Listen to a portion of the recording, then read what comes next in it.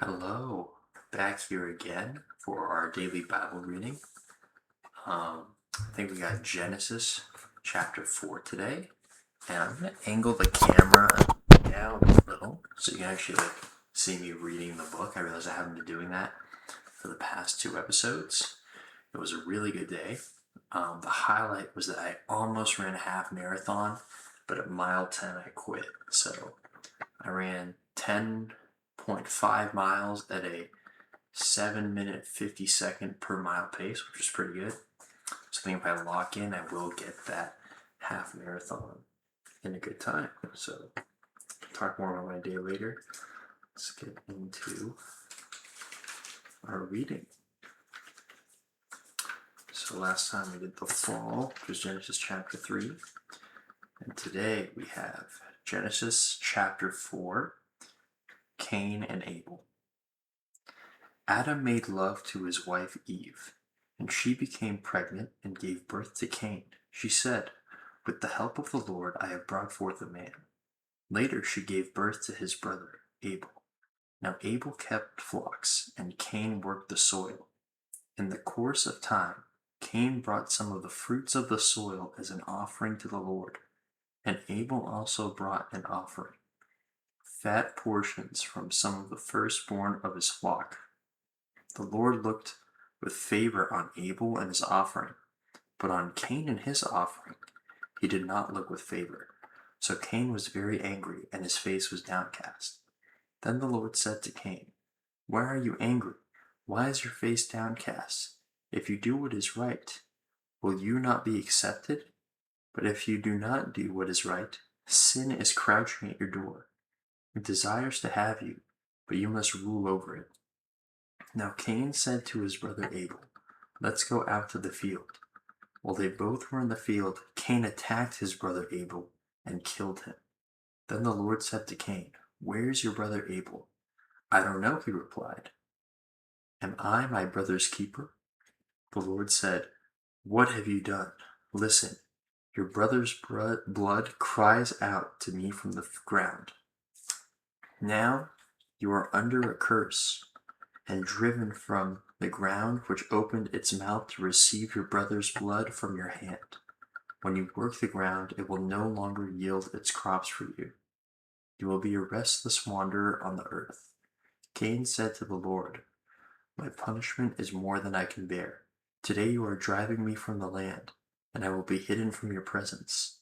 I will be a restless wanderer on the earth, and whoever finds me will kill me." But the Lord said to him, "Not so. Anyone who kills Cain will suffer vengeance 7 times over." Then the Lord put a mark on Cain, so that no one who found him would kill him. So Cain went out from the Lord's presence and lived in the land of Nod, east of Eden. Cain made love to his wife, and she became pregnant and gave birth to Enoch. Cain was then building a city, and he named it after his son Enoch.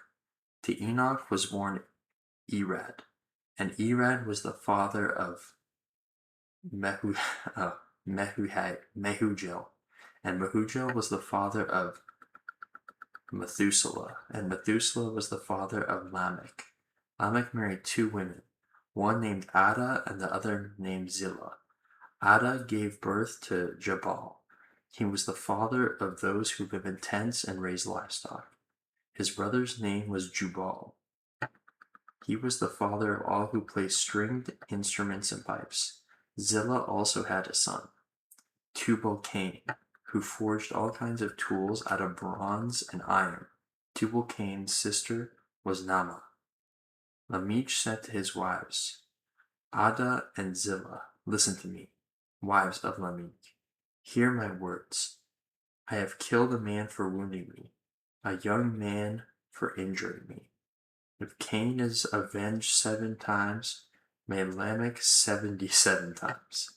Adam made love to his wife again, and she gave birth to a son and named him Seth, saying, "God has granted me another child in place of Abel, since Cain killed him."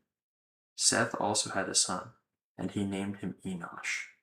At that time, people began to call on the name of the Lord. So that is Genesis chapter 4. So I'm sorry, guys, if I mispronounce all these names when they're going through these lineages. I'm trying my best.